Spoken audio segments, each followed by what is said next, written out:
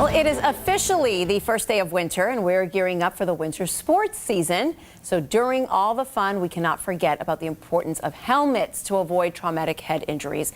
And sometimes the effects of the brain injuries in kids don't even show up until a lot later in their lives. So here to discuss much more about brain injuries, prevention, treatment is one of CHKD's pediatric physical medicine and rehab specialists, Dr. Charles Dillard. Welcome back. Nice to be here. Thank you. Nice to be here with you as well. Tell me a little bit about, we were not just talking about the ski sports, for example, but also you might be getting your child a bike for the first time for Christmas. Absolutely. I hear from Santa that kids in the 757 have been very good this year, so there's a lot of new toys coming in, bikes, those crazy hoverboards. Yes. All these things are very fun, but they can also be very dangerous. So we really preach wearing a helmet, being protective. The stat that I always love to tell people is the chance of you having a serious brain injury on a bike decreases by 85% if you wear a helmet. Wow. So I've interviewed you one time before, right here on the set, and you told me before that it doesn't completely take out the chance of hurting your brain because the brain still shakes. Correct. But that's no reason not to.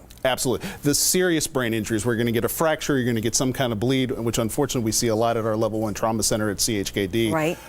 Those can be prevented with a helmet, but the risk is not completely taken away, right. Obviously. And that's when you make a choice as a parent. You know, how much are you going to allow your children to do and how much do you not want them to learn given the risks in life in general? Absolutely. Tell us about the winter sports as well. A lot of people going skiing for their first time. Sure. Skiing, snowboarding, all these things are also lots of fun, yes. Lots of great things to do, but they can also be very dangerous. So wearing a helmet while you're participating in those things can also be very, very safe. And talk about the statement that we made earlier that a lot of these effects you don't see until the child is older. What are the symptoms that you're going to notice when they're older if they in fact were hurt young? Absolutely. You know, we talk about kids having physical, cognitive, and emotional issues after a brain injury. Oftentimes the physical stuff gets better quicker, yes. And then the thinking and the emotional bit can kind of be subtle and kind of last a little bit longer. So, you know, if you're 6 years old and the part of your brain that does algebra was injured, we may not see that until you're in high school. Is there a test for that? Anything with diagnostics for that yet? Not yet. It's mainly just to kind of making parents and kids aware of these things so that they're, you know, so that sure. If we do run into issues down the road, you know, that we can certainly work to help them. Part of the questioning and right. all that. Dr. Dillard, thank you so much for being here. Thank you for having me. All right.